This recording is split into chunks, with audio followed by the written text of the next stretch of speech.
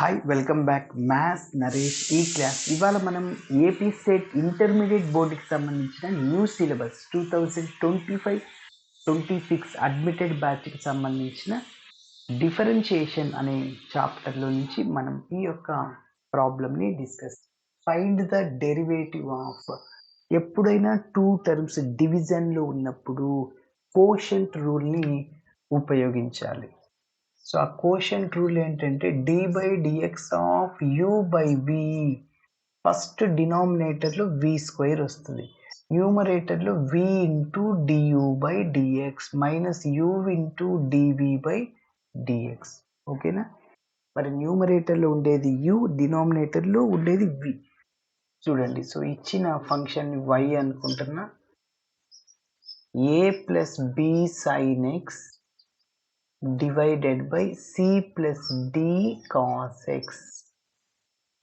ఇప్పుడు డిఫరెన్షియేటింగ్ చేస్తున్నా. So differentiating with respect to x on both sides. So yని xతో డిఫరెన్షియేటింగ్ చేస్తే dy by dx. So d by dx of a plus b sin x divided by c plus d cos x. ఇది u, ఇది v అనుకోండి. ఆ ఫార్ములాని apply చేయండి. Is equal to first v రాసుకోండి. v అంటే c plus d cos x d by dx of u అంటే ఏంటి, a plus b sin x. Okay, minus మళ్ళీ u అంటే a plus b sin x, మళ్ళీ d by dx of v అంటే ఏంటి, v అంటే c plus d cos x divided by v square. v అంటే ఏంటి కదా, c plus d cos x whole square. c plus d cos x whole square. ఇప్పుడు d by dx ఉన్న చోట differentiation ఫార్ములాని అప్లై చేయండి. So is equal to c plus d cos x. కాన్స్టెంట్కి differentiation 0, b కాన్స్టెంటే, మల్టిప్లైర్లో ఉంది కాబట్టి కాన్స్టెంట్ని పక్కన పెట్టుకోవచ్చు. సపరేట్గా ఉంటే దాని యొక్క డిఫరెన్షియేషన్ 0. కాన్స్టెంట్ a కానీ b కానీ 2 కానీ 3 కానీ.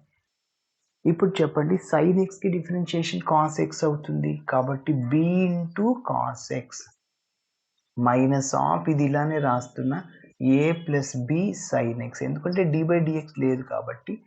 మరి కాన్స్టెంట్ యొక్క డిఫరెన్షియేషన్ 0, మరి కాస్కి డిఫరెన్షియేషన్ మైనస్ సైన్, సైన్కి కాస్ అవుతే కాస్కి minus sine. Already plus is there, plus into minus minus d sin x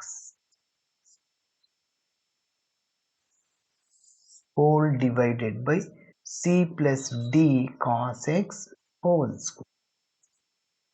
okay, ఇప్పుడు ఇక మల్టిప్లై చేయడం అంతే. Okay,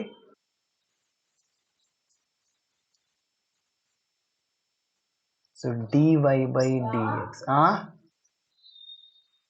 అయిపోయిందిలే, 2 minutes.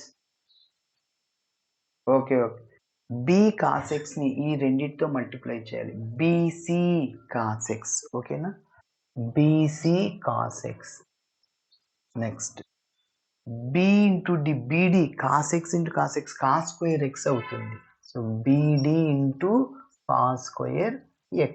నెక్స్ట్ ఇక్కడ మైనస్ మైనస్ ప్లస్ అవుతుంది కదా, dతో sin xని ఏని కూడా మల్టిప్లై చేయండి. d sin xతో ఈ రెండింటిని సార్ చెప్పు, మైనస్ మైనస్ ప్లస్ అవుతుంది, ad sin x plus ad sin x.